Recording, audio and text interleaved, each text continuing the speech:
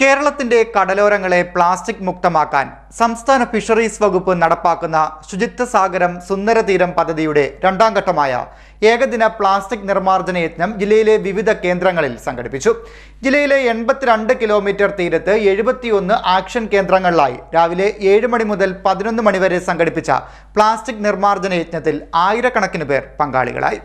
സംസ്ഥാനത്തിന്റെ കടലോരങ്ങളെ പ്ലാസ്റ്റിക് മുക്തമാക്കാൻ സംസ്ഥാന ഫിഷറീസ് വകുപ്പ് നടപ്പാക്കുന്ന ശുചിത്വ സാഗരം സുന്ദരതീരം പദ്ധതിയുടെ രണ്ടാം ഘട്ടമായ ഏകദിന പ്ലാസ്റ്റിക് നിർമ്മാർജ്ജന യജ്ഞം ജില്ലയിലെ വിവിധ കേന്ദ്രങ്ങളിൽ നടന്നു.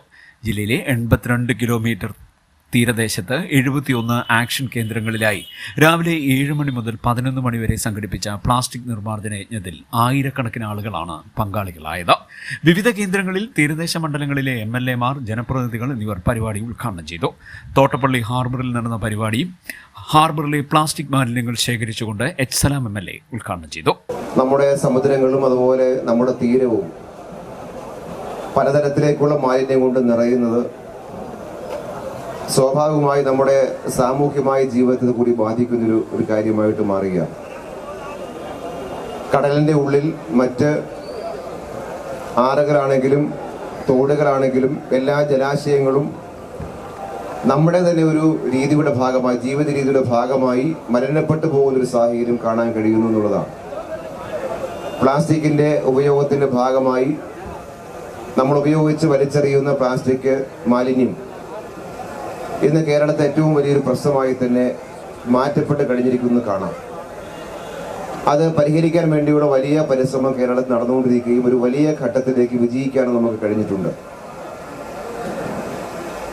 ആ കരയിലെ മാലിന്യത്തോടെ പോലെ തന്നെ കുറച്ചുകൂടി ഗൗരവമാണ് നമ്മുടെ കടലിന്റെ ആവാസ വ്യവസ്ഥയെ ഉൾപ്പെടെ ബാധകമാകുന്ന മത്സ്യോൽപാദനത്തെ ഉൾപ്പെടെ ഗൗരവമായി ബാധിക്കുന്ന നിലയിൽ നമ്മുടെ സമുദ്രങ്ങൾക്കുള്ളിൽ മാലിന്യ നിക്ഷേപം കൂടിക്കൂടി വരുന്നു എന്നുള്ള പ്രശ്നം. അതുൾപ്പെടെ പരിഹരിക്കാൻ കഴിയുന്ന നിലയിൽ എങ്ങനെയാണ് നമുക്ക് ഒരു ജനകീയമായ ക്യാമ്പയിൻ നടത്താൻ പറ്റുക എന്ന ചിന്തയുടെ ഭാഗമായിട്ടാണ് ഇത്തരമൊരു ക്യാമ്പയിൻ ഗവൺമെന്റ് തന്നെ മുൻകൈയെടുത്ത് എല്ലാ വിഭാഗം ആളുകളെയും സഹകരിപ്പിച്ച് മുന്നോട്ട് പോകാൻ വേണ്ടി തീരുമാനിച്ചത്. മണ്ഡലത്തിലെ 8 പോയിന്റുകളിലായി സംഘടിപ്പിച്ച പരിപാടിയിൽ 10 കിലോമീറ്റർ കടൽ തീരമാണ് ശുചീകരിച്ചത്.